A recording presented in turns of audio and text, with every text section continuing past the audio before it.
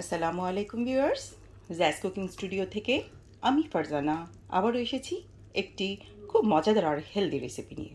আজ করে দেখাবো বিফ উইথ ভেজিটেবল।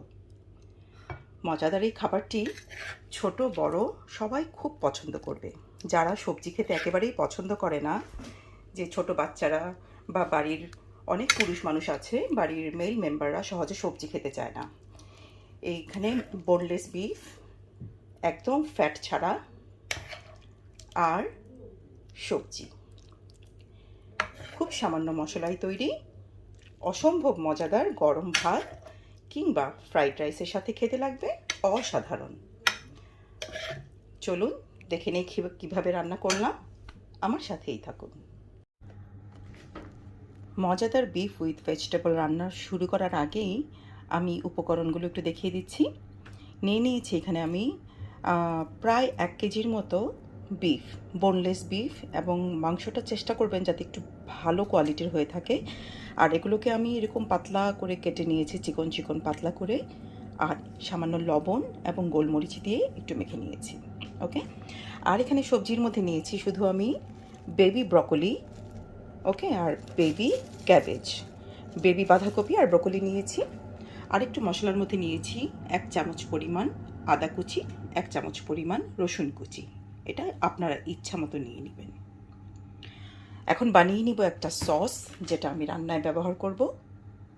সস বানানোর জন্য একটি বাটি নিয়ে নিয়েছি। বাটির মধ্যে শুরুতে দিয়ে দিচ্ছি আমি 2 থেকে 3 টেবিল চামচ সয়া সস। মনে রাখবেন সয়া সসটি যেন একটু ভালো মানের হয়ে থাকে। আর সয়া সসে যেহেতু লবণ থাকে, তাই রান্নার মধ্যে লবণের পরিমাণটা আপনারা বুঝে দিবেন, কারণ বেশি হলে খাওয়া যাবে না, কম হলে তো পরে অ্যাড করাই যাবে। দিয়ে দিলাম কিছুটা সাদা ভিনেগার, দিয়ে দিচ্ছি টমেটো কেচাপ। এটা অবশ্যই আপনারা আপনাদের পছন্দ মতো দিবেন। আমি এখানে 2 থেকে 3 টেবিল চামচ দিয়ে দিচ্ছি, আমার মাংস আর সবজির পরিমাণটা বুঝে। দিয়ে দিচ্ছি সুইট চিলি সস, এটাও আমি 2 থেকে 3 টেবিল চামচ পরিমাণ দিয়ে দিলাম। এই আমার হয়ে গেল সস বানানো। আমি এর মধ্যে যদি প্রয়োজন পড়ে সামান্য লবণ অ্যাড করব, এছাড়া আমি আর কিছুই অ্যাড করব না এর মধ্যে। তাহলে আমার রান্নাটা শুরু করে দিই। আমি চুলায় প্যান বসিয়ে দিয়েছি এবং পরিমাণ মতো রান্নার তেল দিয়ে নিয়েছি।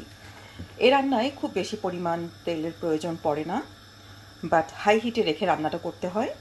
আমি হাই হিটেই, তেলটা গরম হয়ে গেলে হাই হিটেই আমি এই মাংসগুলোকে ভেজে নিব। একটু ভালো করেই ভাজতে হবে, যাতে কাঁচা থেকে না যায়। অনেকেই পছন্দ করেন যে একটু সফট বা জুসি, বাট আমার কাছে একটু ভাজা ভাজা খেতেই বরঞ্চ বেশি ভালো লাগে। বাট আপনারা অবশ্যই আপনাদের পছন্দটাকেই প্রাধান্য দিবেন।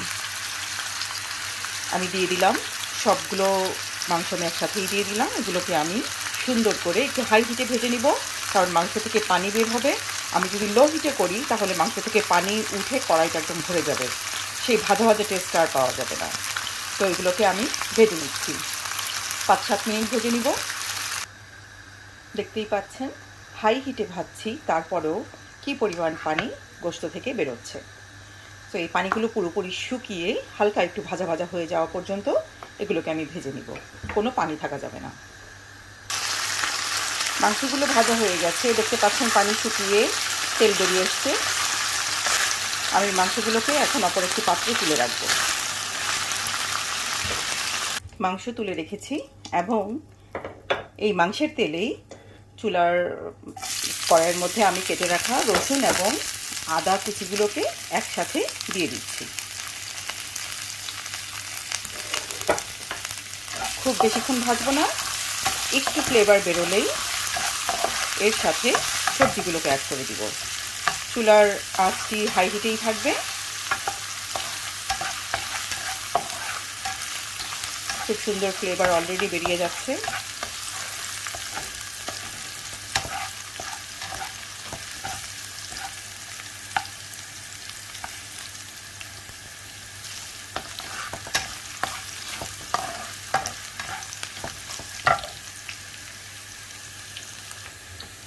প্রায় 40 সেকেন্ডের মতো ভাজার পরেই আদা এবং রসুনের কালারটি প্রায় চেঞ্জ হয়ে এসছে। এর মাঝে আমি এখন দিয়ে দিচ্ছি আমার কেটে রাখা সবজিগুলো। যারা ব্রকলি বা বাঁধাকপি খেতে পছন্দ করেন না, তারা যদি এভাবে রান্না করে দেখেন তাহলে অবশ্যই বাড়ির সবাই খেতে বাধ্য। ইভেন ছোটো বাচ্চারাও মানে খাওয়ার জন্য পাগল হয়ে যাবে।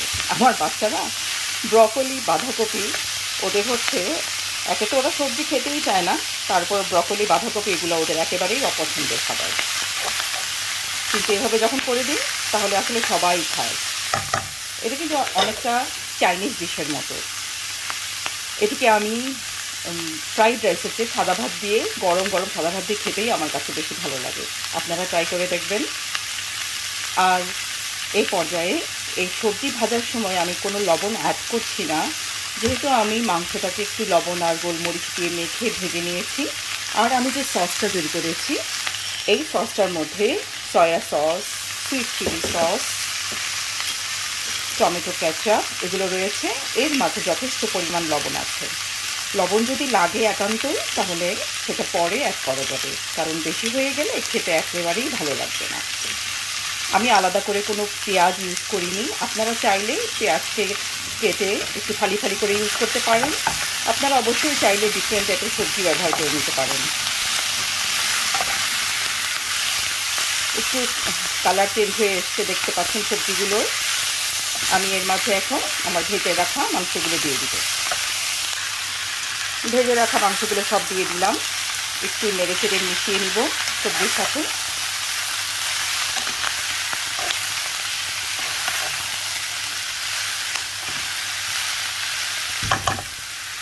এই পর্যায়ে আমার বানিয়ে রাখা যে সসটি, এই সসটি আমি পুরোটাই এখানে মিশিয়ে দিব।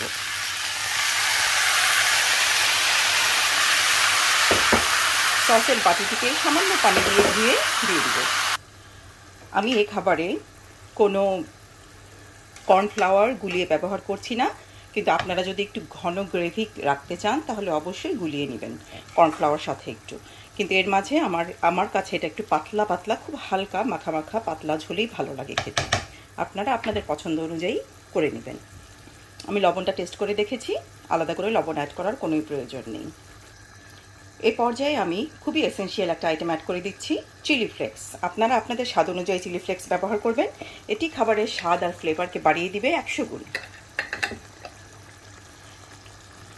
আমি পরিমাণে কম দিচ্ছি, যেহেতু বাচ্চারা খাবে, ঝালের পরিমাণটা বেশি হলে ওরা খেতে চাইবে না। আরেকটা জিনিস অ্যাড করব, সাথেই থাকুন। আর ঠিক মিনিট খানেক পর আমি আরেকটি জিনিস অ্যাড করব, যে এই জিনিসটা এই খাবারকে করে তুলবে অতুলনীয়। হয়ে গেল মিনিট খানেক রান্নার পর এখানে আমি দিয়ে দিচ্ছি সেসেমি অয়েল। সেসেমি অয়েল এই খাবারের একটি অসাধারণ ফ্লেভার নিয়ে আসবে। এই খাবারের প্রাণ বলা যেতে পারে। এই খাবারে অ্যাড করলে খাবারের টেস্টটা কী যে অসাধারণ হয়, অলরেডি আমি এটির ফ্লেভার পাচ্ছি। আরেকটা কথা ভিউয়ার্স, সবজিগুলোকে কোনোভাবেই ওভার কুক করা যাবে না, একটু ক্রাঞ্চিনেসও থাকবে। এই খাবারটি যেমন হেলদি তেমন টেস্টি। এই উপকারী সবজিগুলো বাচ্চাদেরকে খাওয়াতে পারলে তো আর কোনো কথাই নেই।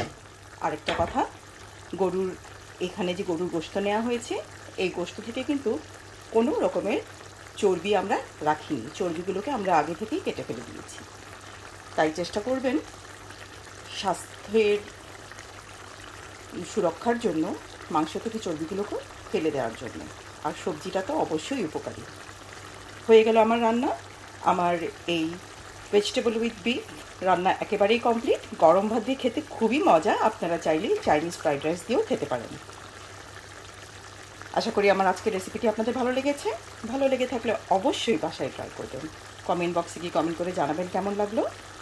আর আমার চ্যানেলটিকে লাইক, শেয়ার এবং সাবস্ক্রাইব করবেন। ফিরে আসবো আরেকটি রেসিপি নিয়ে। আসসালামু আলাইকুম।